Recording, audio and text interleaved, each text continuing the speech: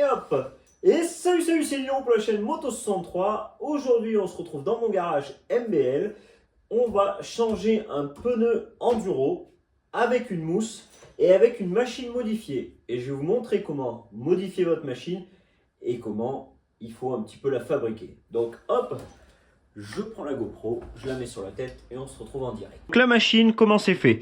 C'est une machine classique que j'ai mis sur ma machine à pneus pour être à hauteur tout simplement, rien d'exceptionnel. Ensuite, juste ici, tu vois, la patte qui est d'origine. Donc ça, c'est une machine qui coûte vraiment pas cher, hein. Ça doit coûter une trentaine d'euros, ça se trouve, ou peut-être 40 ou 50 euros, j'en sais rien. Ici, petite modification, des petites dents pour que ça vienne bien agripper le pneu.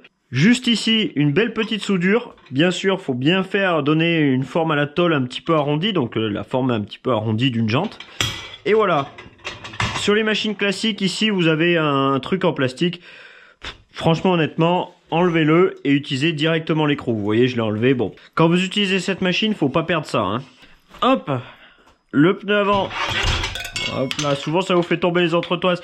Et essayez de les garder pour pas niquer les joints spi qu'il y a là. Hop, tac. Hop, alors faut bien y serrer, faire attention quand même de pas trop non plus parce que faut savoir que la machine elle porte sur les rayons. Moi j'ai mis un peu de scotch que je remplace assez fréquemment. Hop, maintenant vous allez commencer par décoller. Donc vous voyez, vous avez plus de force hein, là déjà. Hop, on vient hop faire le tour, on décolle tout.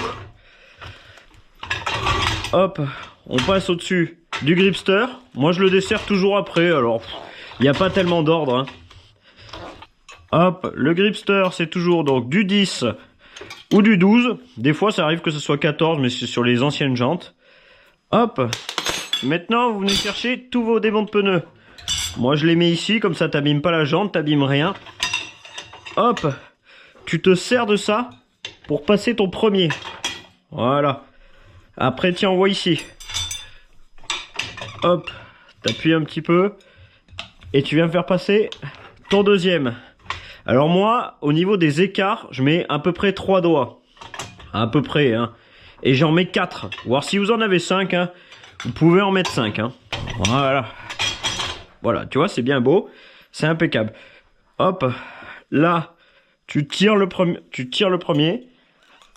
Tu te mets jamais en face, hein. Quand tu tires ton aimant de pneu, tu te mets jamais là-bas. Parce que si ton aimant de pneu, hop, il lâche d'un seul coup, bah tu te le prends pas dans la gueule comme ça. Comme ça, c'est le placard qui le bouffe ou ce qu'il y a par terre. Alors attendez, hop, on va y remettre. T'en fais un peu, hop. Tu fais une deuxième partie. Tu fais la troisième partie. Et normalement, la quatrième, c'est là où tu vas sentir, hop, que vraiment ton flanc de pneu est sorti. Maintenant, t'enlèves tes deux derniers démons de pneu et tu retournes la jante. Hop, tu la retournes. Tu te mets au niveau. T'as sorti ça, ça doit faire quoi? Allez, même pas 10 cm. Hop. Voilà. Tu vérifies que dessous, ça soit bien sorti. Tu te mets au même niveau, à peu près, que ta petite mâchoire que tu as fabriquée. À l'extrémité de la partie que tu as commencé à sortir. Et voilà. Et là, ça va vraiment tout seul. Là, tu forces. Hop, ça sort. Tu tournes un petit peu. Hop. Et voilà, vous voyez, ça sort tout le long, tranquille. Hop là. Ah, j'en ai peut-être fait un peu trop, même pas. Hop là, vous voyez, et vraiment, je force pas tant que ça, hein, parce que regardez, là, vous voyez, vous arrivez au gripster, donc c'est là qu'il va falloir un petit peu vous arrêter. Regardez, quand je dis que je force pas tant que ça, regardez. Hop, je prends mes deux doigts, je me mets au bord, et voilà, regardez, hop, vous voyez bien, avec deux doigts. Donc voilà, et je force pas comme à ma boule sur la jante, hein, je suis pas là non plus à la tordre. Voilà, tranquillement. Voilà, regarde, hop là, parfait. Tu vois, j'ai fait le tour, je suis arrivé donc au gripster. Après, je vais prendre un démon de pneu là que je vais venir enfiler et juste sortir un tout petit morceau parce que de toute façon c'est la machine qui va venir faire le reste. Donc là, je vais venir mettre, regarde, tout simplement un démon de pneu. Là, hop, là je vais pousser à peine. Je vais venir bloquer ici et là, avec ma machine, tu vois, c'est bloqué, hein. Avec ma machine, je vais venir appuyer pareil, toujours deux doigts, ça sert à rien de forcer comme à ma boule. Hop, regarde, tu vois, j'ai donc descendu un petit peu le flanc du pneu. Tu vois, je garde encore un petit peu le démon de pneu au cas où ça remonte. Et voilà, et là, sans forcer, tu vois, ça va descendre. Là, tu fais attention de ne pas abîmer ta jante, tu ressors ton démon de pneu tranquillement. Tac. Et tac. Et regarde. Tac. Pareil, là t'es au gripster, hop, tu repars. Donc dans l'autre sens. Et tac. Hop. Et voilà. Et regarde, là ton pneu est descendu. Et t'as mis que dalle de temps. Alors là j'ai fait les explications, donc forcément c'est un petit peu plus délicat. Cette jante, je vais enlever le gripster. Parce que en fait ce que je vais faire moi, c'est que je vais la mettre sur l'équilibreuse manuelle pour vérifier un petit peu le rayonnage. Quand les jantes elles viennent ici, moi je vérifie toujours le rayonnage. Vous savez que je fais des jantes super motards et que je rayonne les jantes. Donc voilà, petite déformation professionnelle on va dire. Il n'y a pas tellement de technique, moi je vais vous en donner une. Si ça vous sert c'est super, si ça vous sert pas, bah faites comme vous faites d'habitude. Voilà. Toujours regresser à l'intérieur le pneu. Moi perso je le regresse, je prends le pinceau, je prends le Habib, j'y regresse. Après ceux qui veulent pas le faire ils le font pas, ceux qui le font etc. Bon on se retrouve. Alors moi ce que je fais c'est que je mets juste un flanc comme ça là je le cale à peine et là j'y mets avec le pied. Alors je sais pas si vous allez bien voir à la caméra. Hop regardez, hop j'y mets et je fais le tour et avec le pied. J'essaye pas avec les mains. Hop je fais tourner, pied. Je le remets en dessous. Alors, ça, il y a plusieurs écoles, mais il y en a une mettre au-dessus, en dessous. Enfin, on s'en fout. Vous regardez déjà le sens que tourne votre pneu. Donc là, le disque est là, ça tourne donc dans ce sens. Donc le pneu devra rentrer comme ceci. Perso, moi j'utilise soit du savon. Bon, c'est pas grave, j'ai fait tomber une lame de cutter, on s'en fout. Soit j'utilise du savon, soit j'utilise ce que j'utilise pour les pneus classiques. Ou même à sec, hein, je l'ai déjà fait à sec, c'est pas non plus très grave. Mais sinon, vous prenez du pec citron et de l'eau, ça marche très très bien. Hop, là, votre lèvre inférieure, vous sortez un peu le gripster, hop, vous enfoncez, tac. Là, vous venez chercher votre démon de pneu. Là, vous voyez, ça enclenche par ici.